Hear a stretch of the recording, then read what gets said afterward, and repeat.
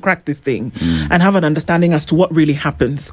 Looking at that list, and that's just the ones that is part of the ones that are known. Yeah. And somebody said that list is too long. Exactly.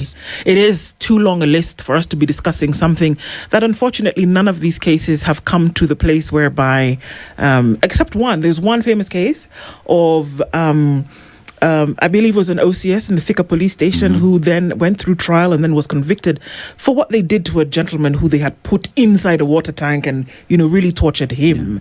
But that is probably one in too many that go unaccounted for.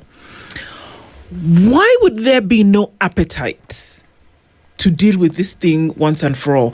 I would imagine that Monday morning would be not too early for a number of people to come out and say certain things, whether it be the chair of IPOA, Dr. Duncan Ojwang, whether it be the CS, Interior, Kipchumba Murkomen, to come out and say or demand, especially with the order given that every police station must have functional. It's not just CCTV cameras, because we know that the dummies can do a deterrent job, but functioning, because I had to look at that statement and the word functioning is used, that they must be functioning at every police station so they know that there's a reason why you're asking for that to be done, because it's very easy for things to go awry, right?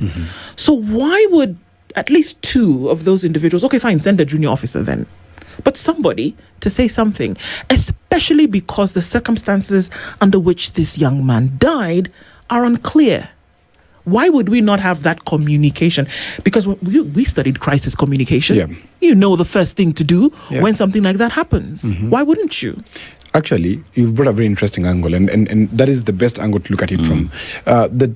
In crisis communication, I always like to refer to the Cameroon accident. I think it was the Cameroon, the Kenya Airways crash. Dole, it was one of the best crisis communication. In fact, I've studied it at my master's properly, how they did that communication.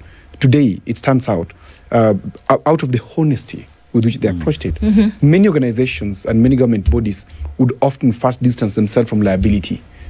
But this one, Kenya Airways took the front, the lead to first of all admit and establish the desks where people were going to go to. And it just made Kenya Airways go up in terms of the perception index. Now, in crisis communication and in PR basically, because PR unfortunately has the worst reputation, but it's meant to also promote reputations. But we always say in public relations, of which I am a tutor, that one thing you need to do is to communicate honestly, because the truth is bankable, and you will withdraw from it someday at a big interest. What is happening here is that, one, there is no communication protocol in these ministries. There's zero communication protocol. Zero. Whatever they have is gag protocols. And I call them gag protocols because they say it is only person XYZ who can speak. If they're not available, there's nobody who can speak. There'll be no communication at all? Exactly. Now, there's the other fault which is happening here, that you send juniors. And you're saying you could send juniors. For me, I'll tell you from a communication standpoint, don't send juniors. Because the messenger is as important as the message. Now, when a death occurs, don't send Mushiri Nyagas Jinani Yule to go and speak to the people. And I've never seen his face. I don't know if you know how he looks like. I only see press statements. He exists, but he exists. Yes. And he only communicates to the people through press statements, which are written. I've never seen his face on TV or on radio or listen to his voice. I don't know who he is. And I'm a communications person. Two, if now they're saying the police is an independent unit that runs its affairs independently. The political responsibility, however, rests with the ministry. The police have no political responsibility whatsoever, because they will always point at, and it is the perception out here. We can run away from all this, but the reality that comes back home is that we will look at the police and we know that the police is operating at the behest of the regime. So then we look at who in the regime is talking about this. And I would urge the regime, as it is today, borrow a leaf from Magufuli. Magufuli was a complete autocrat. It is known that Magufuli will blanch on his opponents. One of his opponents was shot 16 times and was treated here in Nairobi Hospital. Who, interestingly, is now in... Who is interested is now being in a worse situation than Magufuli. But look at what Magufuli was doing with the people. Magufuli was on the side of the people. In fact, he was an activist president. I always say communication is so simple, but people avoid it for I don't know what reason. If they took the side of the people, and for example, the minister stands on Monday, as you've said, Monday morning, you don't even have to wait Monday morning. That same day, you're being paid and you're on 24-hour service because you have the best of the best of the best in terms of life. You can access a chopper anytime. If you are playing golf somewhere in Mombasa, you can fly back or you can call a presser there. You can. And be on the side of the people. The government is a social contract with the people that we are donating our power to you, that you can protect us, assure us that we will not die. Or do they think that it's too small a case? I mean, it's just Eric Otieno. He was just a border rider. He's just one out of many. Is it too small a case for attention to be given to? What I'm saying with these people in government is a warped thinking. That once you go into government, then the best thing you have to do is to appreciate that now you are a bwana mkubwa. And the people are on the other side. They are there to be ruled upon. They are there to be governed. To be seen. They are there to be seen and not to be heard. Now, that one affects them badly. And that mentality has to change in government. Because if you borrow from Magufuli's playbook, you'll find that Magufuli would go without his ministers down to the people somewhere in Mwanza or somewhere in Arusha. And he will say, kuna mtu anataka kuongea. They're given the mic. And the person says, sisi hapa, this police officer, this district officer offended me, XYZ, hivo. What does Magufuli do? On the spot. Because this is against the people, you go away. But if also it was fair, then Magufuli would say, then let us see mkuu whatever, see how to sort this issue so that this person gets their right. And this is what they're not borrowing from. In fact, if Magufuli were alive, he would have ruled and maybe Tanzania would have even changed the constitution to give him a third term. But that can only happen when those that you've donated our authority to see themselves as citizens first. Yes. Yes. Officers, it is said, I don't know how true it is, that once you go through the training during the recruitment exercise, you are being trained kutoa uraia. Right? So by the time someone is leaving is graduating the pass-out parade, yeye si raia. They are the authority, there to be respected, there to be heard, not just seen. You get what I mean? And that is the difficult place where we find ourselves, because that also, like the political responsibility, they are the authority. They look at themselves not as citizens. They're not part of us. They live in a certain world where it is only them who are there. Now, one asks the question, if they do not see themselves as citizens, how do they treat the citizens that they have separated from? In fact, you bring a very nice angle. The mentality question also extends to the police, that how do they perceive themselves? It's a question of perception, majorly. Even policemen who are my friends, some of them look at themselves as demigods. Yeah, with that small firearm on their waist and the uniform which they put on, they think that the demigods, they walk around. Shimukiraoni. Yeah, Shimukiraoni. That colonial thinking that the police still have, and in fact, the older policemen. The younger ones, they're a little bit. In fact, the older ones called the younger policemen what was seminar. Because the younger policemen, especially our Gen Z and millennials, they were not taken through the rigorous authority force kind of training. Them, they were more on the law, okay? And more on the order side. But still, their trainers are from a bygone era. Their trainers are those ones who still believe that you need to be put down. Because what is important for them is not the people. It is the order in the police, what they call the discipline forces. And that brings me to the second point, that what is the training manual of the police? How does it look like? How does it look like? Is there need? I know they will say this thing, you don't need to access it because then you will know how to train a militia. Okay? But let them reflect upon it themselves and ask themselves one important question.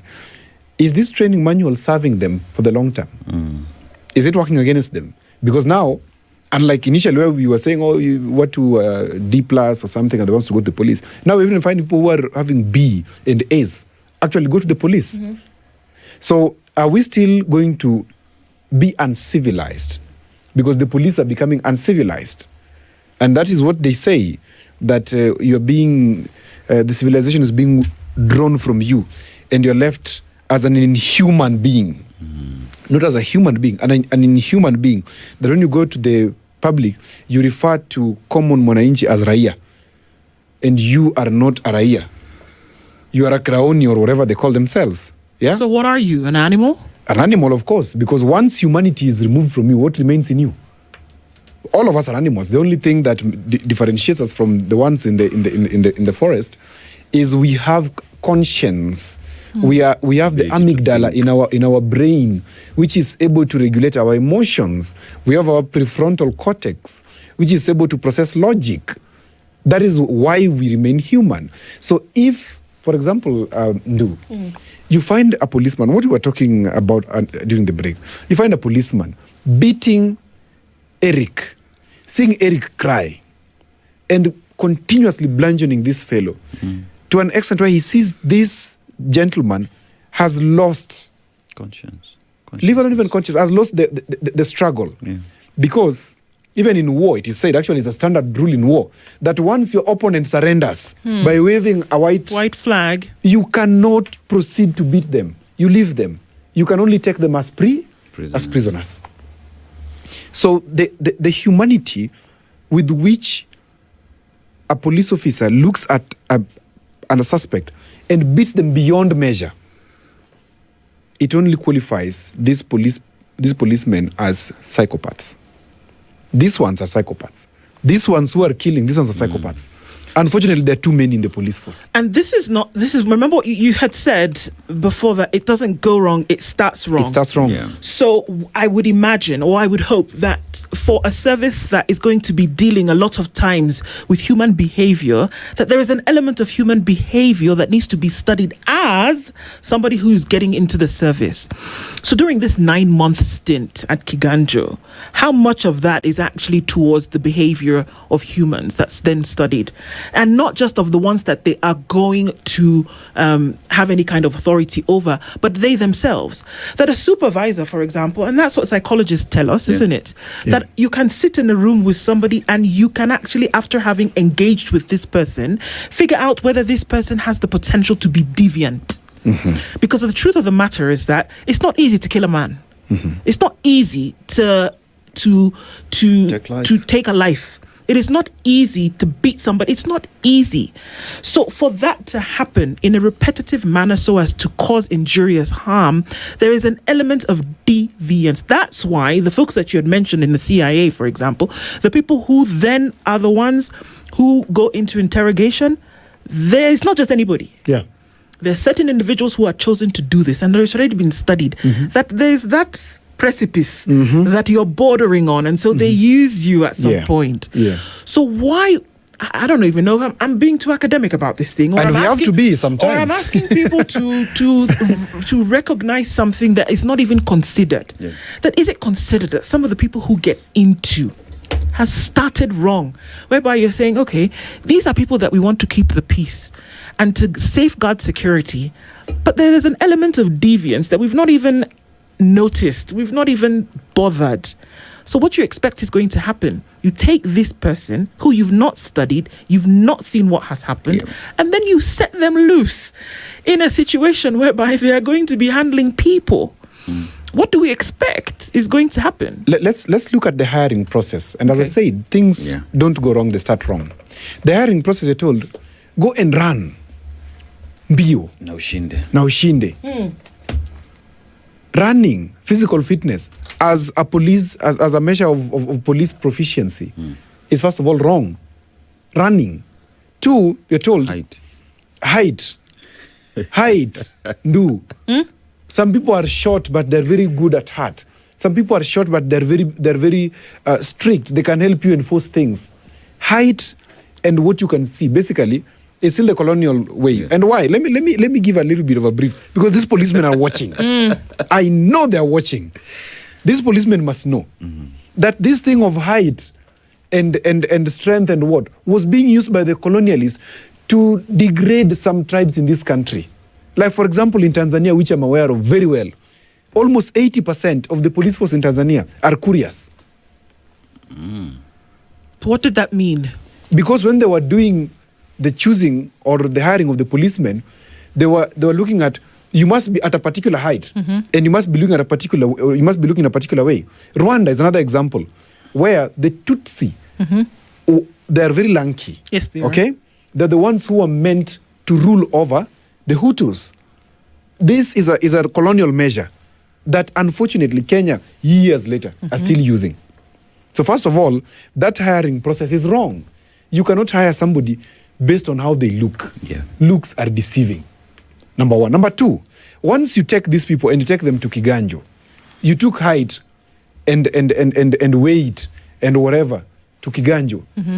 Now you have to deal with the mental weight of this person, because you didn't filter this. So we should have mental health filtering. And I was telling you, when I was talking to that fellow, the CEO of that hospital, the mental hospital here, he did tell me that perhaps what should be done even in the hiring or during the hiring is that we need to have psychotic tests. We need to have mental health filtering tests. That before you walk into Kiganjo, your background is well studied.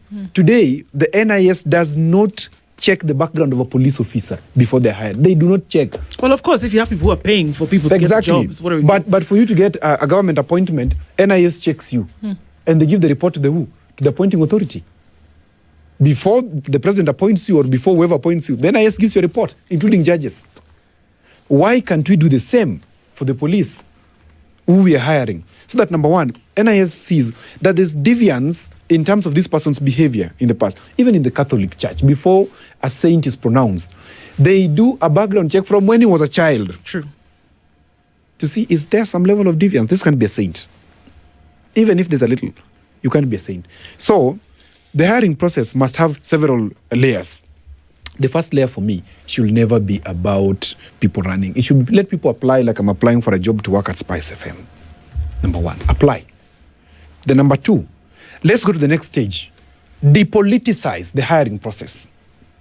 It is unfortunate, for example, that there's a leader who was murdered somewhere around Nairobi city Muchari. Yeah. That MP who comes from around my area. Unfortunately, the person who murdered that MP or whoever is suspected to have murdered him or whoever, there's a person who's mentioned in there, Yeah. was taken to Kiganjo by the MP. This same person is understood to be around the organization, or the suspect to be around the organization of his death. So you took somebody who was already Planning. from the onset to do away with you, and furthered his capability of doing away with you. Okay? So once we apply as normal, number two, have a proper hiring process. A policeman who was hired by running cannot imagine that him now is going to hire somebody by way of qualification. Because greatest wars, Sun Tzu tells us in The Art of War, the greatest wars, the greatest fights are won first in the mind before they're actioned in the field. So the mind is the greatest asset that we need. The brain is the greatest asset that we need in the police. Now, once the application is done formally, can we have a functional police service commission? A functional police service commission that has HR people, that has this mental health people, that has, it's a multidisciplinary consortium. Let's take our time with this thing to Siarakishe. And if it is being done in the counties, we have police presence in every county. We have police commanders in the counties. Can we just think differently and do it differently? We don't have to follow anybody. Let's just do it in our own fashion by saying in every county, we have the police commander who will bring together or who will receive members of the police service commission who are in the hiring panel, who will be hiring these policemen. Kuja ufanye interview, ukipita umepita, usipopita ni sawa. Go to another thing. Odhiambo, Yeah.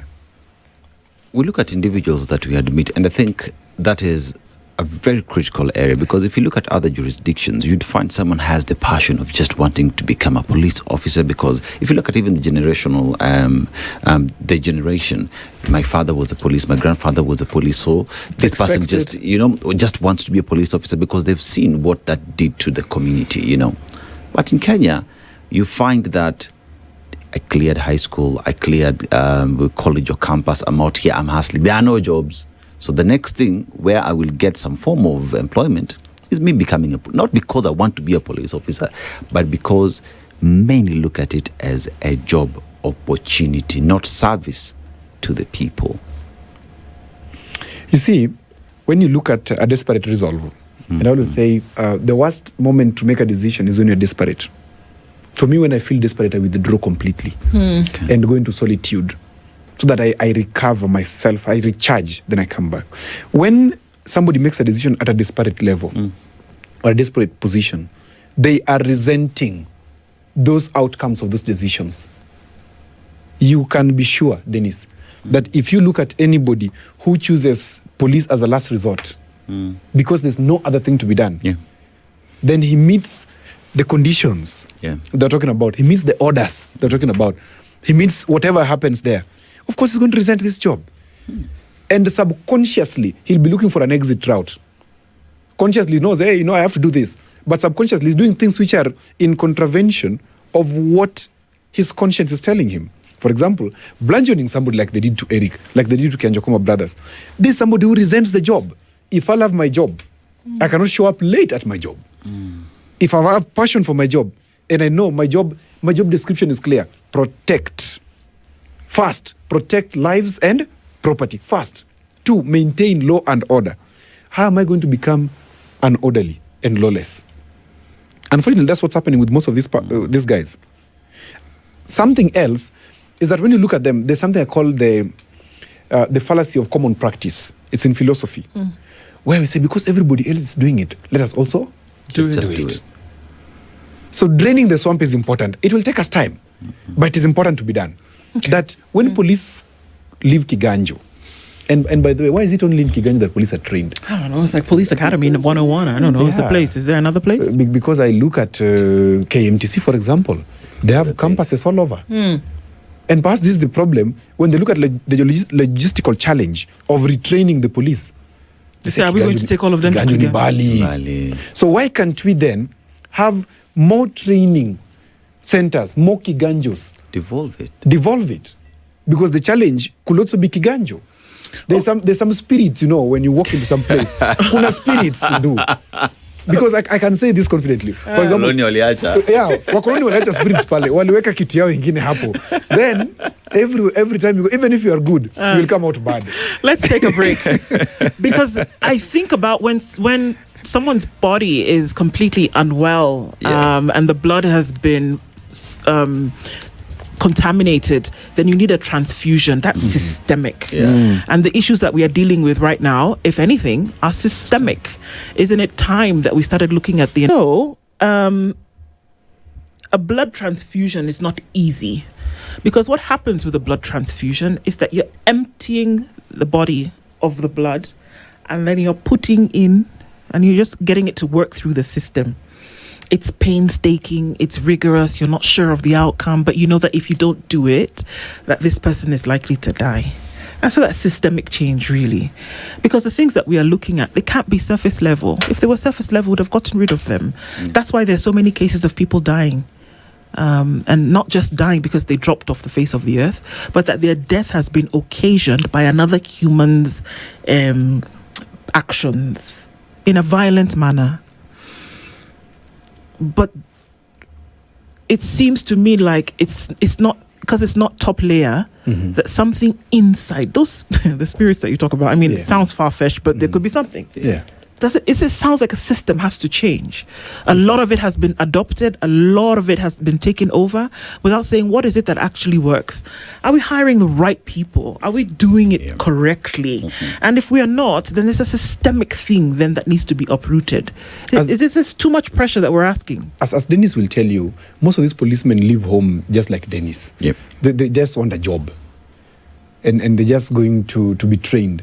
Then at training, because human brain can be conditioned, they're conditioned differently, and then they live there differently. And that's what I'm saying, that the training, if it is wrong, then everything else goes wrong. And perhaps what I've said also, and people could take it lightly, but we are spirits existing in human flesh. And there are some places that you go to, and you find yourself changing. And I've said, there is an urgent need of not just blood transfusion, because some blood transfusions also don't go well. Some blood transfusion lead to death.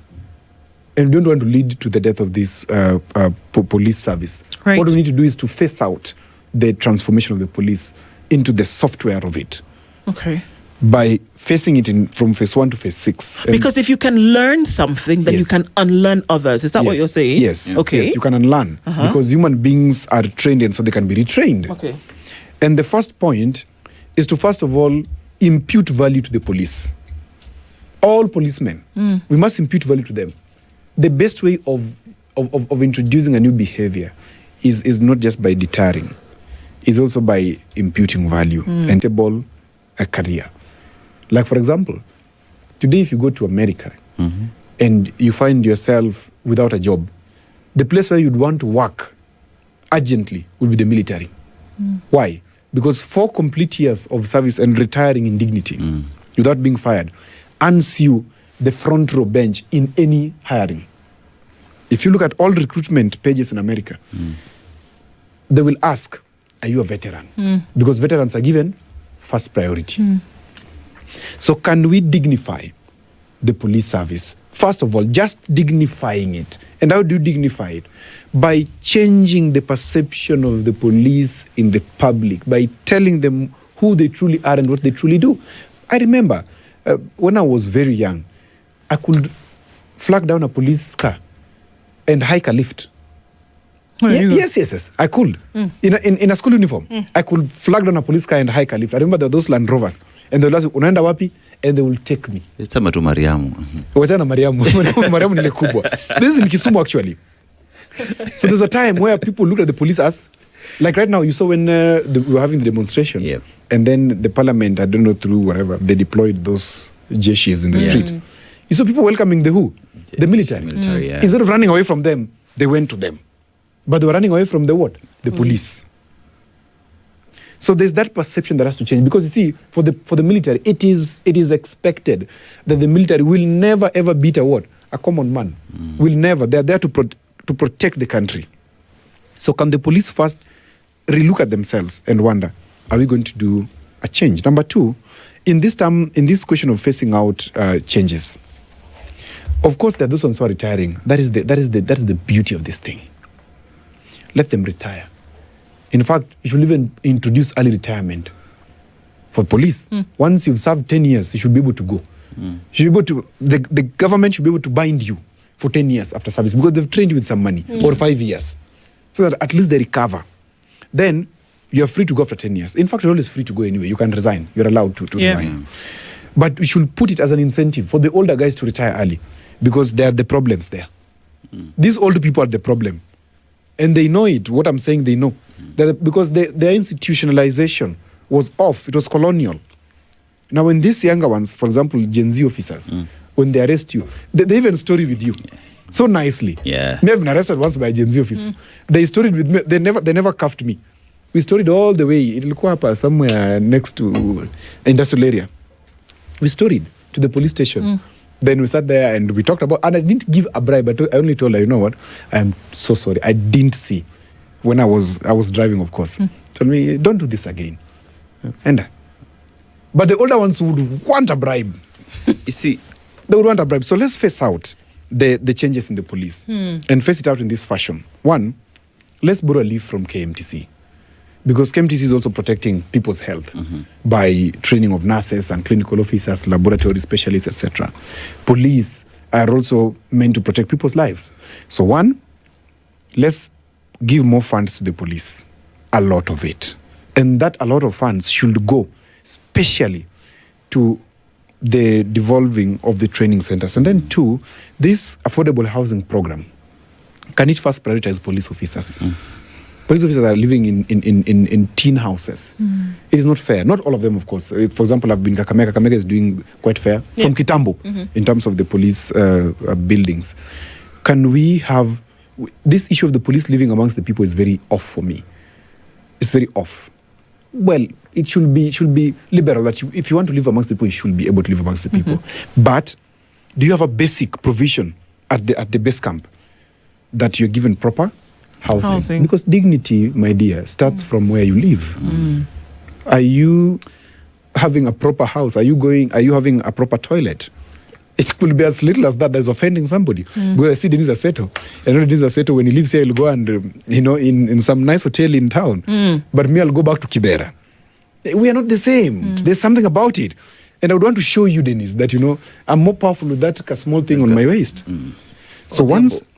What you're talking about speaks to resources. Yeah. And you see, when you talk about dignifying the police, like you've said, the welfare as well has to be looked at, because if you're a police officer taking care of the country, then you have to look the part. Good. Unfortunately, that is not what we see. But I want to bring the political aspects to it. Because when you look at budgeting towards the police, we hear they have the biggest budget, but look at what the budget does. Mostly is to buy new equipment for them, new equipment so that you look flashy. See that small thing, you say it's not sophisticated, small thing that they have. Is it by design that we are not seeing enough funds given to police officers to improve their situation, so that at the end of the day, when order comes from above, they have no option? Yeah, it is domination. It's political domination, and perhaps for the first time we've seen a regime that gives them semi-autonomy. Yep. That's something we appreciate. But can it go further and do better? Yes. And the biggest question here is this, that when politicians get to power, what happens to them? They look at the police as a tool, and they don't think of when they exit power. I look at when I exit power and do. In 5 years in Kabondo, Kasipul, where I come from. And around for example, currently, people are being beaten, being murdered in where I come from, Misambi. People are being, just the day, 6 people who are beaten. One of my friends who is a hardware shopkeeper, all his teeth are gone from people stealing from him. There are no police stations there. There was only one in Othoro, where I come from. So I'm looking at myself in my old age, and I'm wondering, in my home area, I need a police post at least. The first thing I'll do, when or if God allows someday I am around power, is to ensure that I establish at least, according to the World Health Organization, you should have a health center within 4-kilometer radius. Can we also say you need to have a police post. At least within a 4-kilometer radius? And each police post must have a car, a patrol car. Because 4 kilometers, you can even be on bikes. America, people are on bikes. Yes. We can give them pikis. So that the patrol is intense. And not that they only wait to react, but can they also be proactive in holding security briefings, ensuring that they know who is who in the Nyumba Kumi system, for example. They talk to the people. So resources are not being given, because when politicians sit in power, the first thing they're over-concentrated or over-occupied with or over-obsessed with is, what am I getting for myself? And the police is the least of their worries. But leaders who are in power, because politicians and leaders are different. Leaders who are in power, like I say this, Mudi Awuri, I think, was a leader. He cared about the prisons. He cared about the welfare of the prison officers. I don't know if you're aware that today, prison officers cannot access bank loans. Because? A conversation we need to have. Someday, I'll tell you. They're not able to access bank loans. We'll have it someday. So, if a leader comes to power today, and most of them look at, because every politician in this country has a police officer around them as their bodyguards, guarding their homes, etc. But, the worst of all is, this person who you entrust with guarding your home and guarding your life is earning a paltry 29, 30, 40, 50,000. Ikienda sana, ukianza kwa rank ya juu, ndio you're looking at 100. Today, even you, 100,000, what can I do for you? 100. Nothing. So can the government take care of, one, not just the training, the welfare, but also, most importantly, incentives? Like, I was watching another documentary which gave me a lot of beautiful insights in terms of incentivizing safety of prisoners or of suspects in custody, incentivizing arrests. That if you arrest, successfully charge, and complete a case in court, then there's something that comes to you. So that it is performance-based. 2, I like something that one mad person once said in this country. I won't mention the name of that mad person. Okay, Let's legalize corruption. Today, police are taking bribes everywhere. Can we have instant fines? So that it is legal. That when you arrest somebody and there is instant fine, then you get a share of that. So that we know that we are actually, it's a benefit for both of us and the government as well. You're working, Yeah, that I know if I do a mistake and I'm arrested, then I will be charged an instant fine, because you know what you did, and maybe there's evidence that something happened. And then the police also know, okay, instead of kusnatch you pesa, let me just wait, my bonus at the end of the month or at the end of the year is going to be 2 million shillings. So I'll work so hard and so dignified because I know what? At the end of the year, I have my 2 million shillings coming in. These ideas don't require common brains. Unfortunately, what we have are common brains. Who do not think beyond their training. You must think outside the box and beyond the best practices in the world. Because best practices could be operating there in the context in which it is operating. Can we customize our own?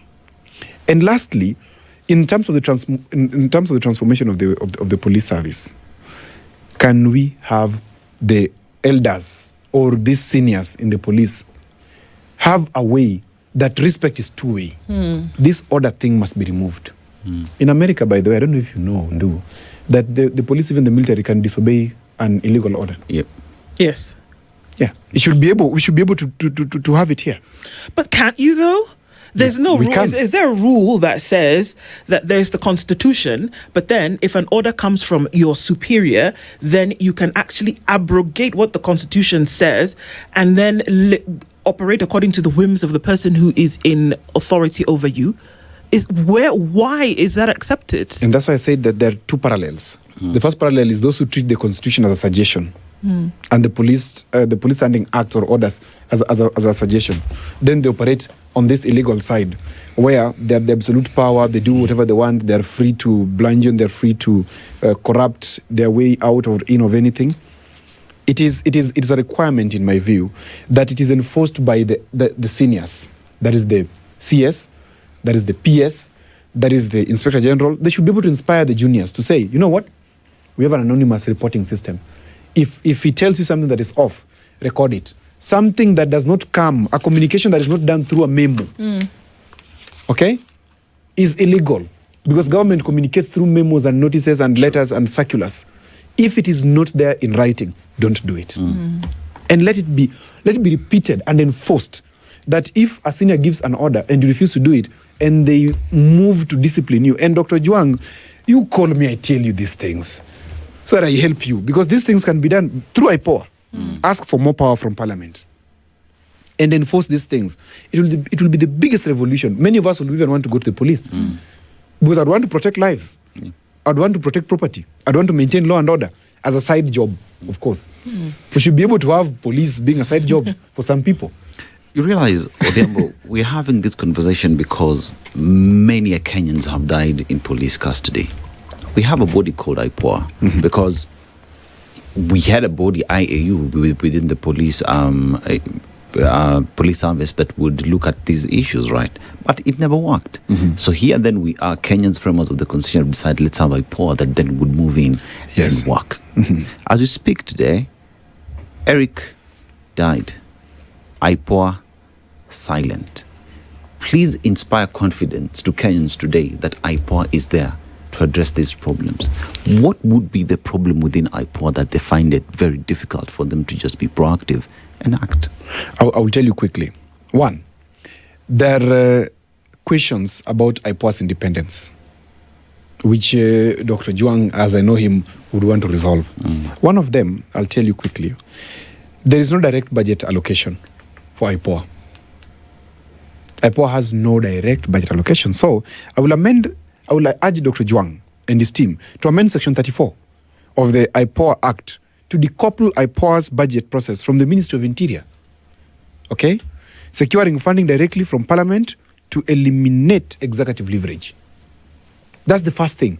Because IPOA could be shy because who finances them? When they want to implement an independent process, who finances them? They have to look at the Interior Ministry. Okay, so there's a problem right there. Yes. Because it's an oversight authority, Yes. and what you're saying essentially is It's not an oversight authority. It's internal affairs. That's what it's supposed to be. Yes. But if the person who's giving you your money to operate is actually the person who is also looking at the operations of the police, then there's a problem. Yes. Because if the budget comes directly from them, then number one, that independence is out the window. Out the window, yeah. It is the biggest problem there, that you want to move to oversight, but who are you oversighting? And then what? You can't. The executive you cannot can't oversight roam, itself. You can't roam free because then it seems as though you're only told to color then within these lines. Exactly. Because then what we can do is that we can nip your budget here. We Yes. can nip your powers here and there if you now start to make a lot of noise. And also, who appoints the chairperson of IPOA? Who? It is the president. So that is also a question. Because how then does IPOA even call Exactly. a cabinet secretary who Yes. has made an order contrary to police president. operations, and we expect that at the end of the day they would get the funds for them to do their job independently? Correct. Doesn't So exist. I will ask the parliament, in fact the next parliament, because this one is done, I will ask the next parliament that when they sit, Yep. and I believe I'll be there, Yeah. when we sit in the next parliament, one thing we should be able to do is to grant IPOA authority of that independence from the people, so that it has a tenure of security or security of tenure for the chairperson, for the commissioners, just like the Office of the Auditor General, the Office of the Control of Budget has. So that in the instance you do your job well and objectively, you are not subjected to some nonsensical disciplinary issues or administrative burglary, which is normally witnessed in these offices. We're told, okay, ni mjanja, tutaona. Number two, I would move to ensure that IPOA has prosecutorial powers, direct prosecutorial powers. How? Grant IPOA limited direct prosecutorial powers for specific custodial offenses. For example, torture or deaths in police cells. When the Office of the Director of Public Prosecutions delays or declines to proceed without clear justification, IPOA should be able to run its own lane, because now they're dependent on ODPP for them to move. So how do we... I think it's being unfair to ask IPOA to move, whereas they don't have the legal mandate to move to that extent. They're limited.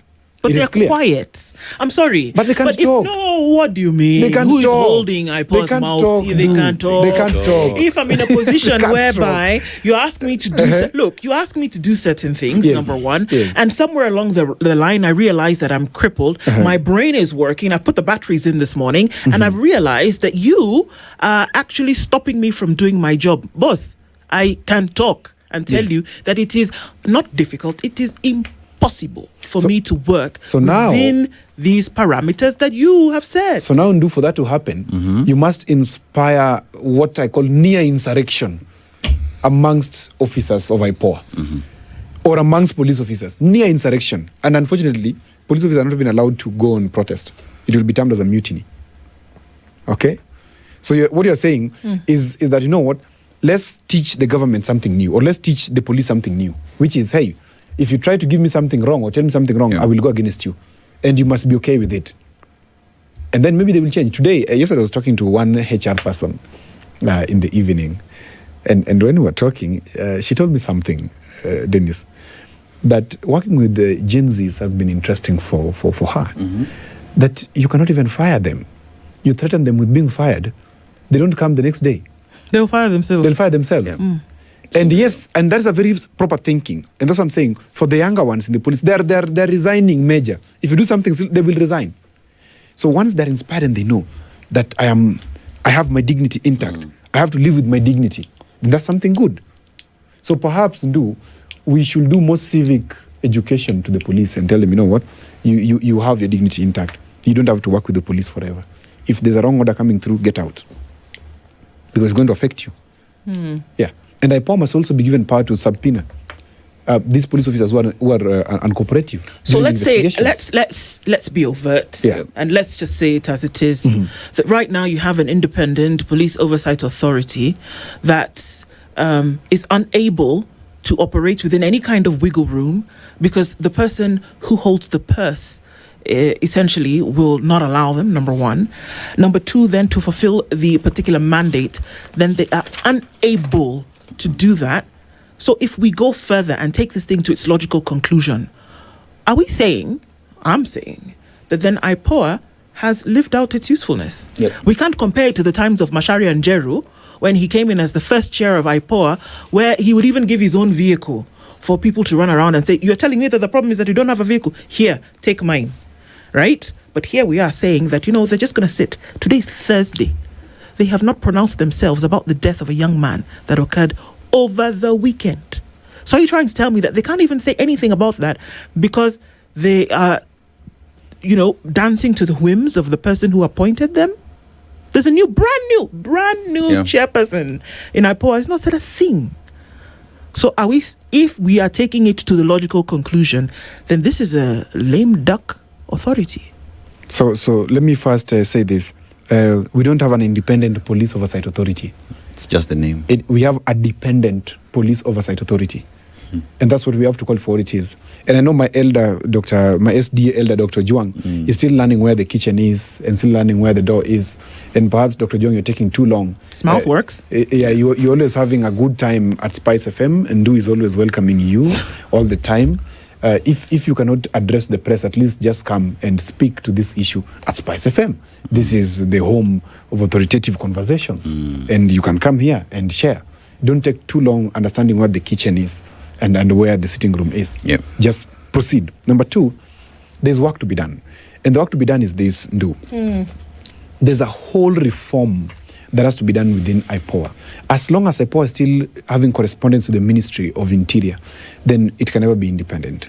IPOA will only be independent if it is an independent constitutional body created by Parliament. Right now, it's an adjunct of the executive. And as long as that exists, it will oversight as far as the executive allows it to tether. Because the executive is what has the tether rope. Yep. It will just pull when it wants it to be pulled. That will not happen this year, of course. That will happen perhaps next year.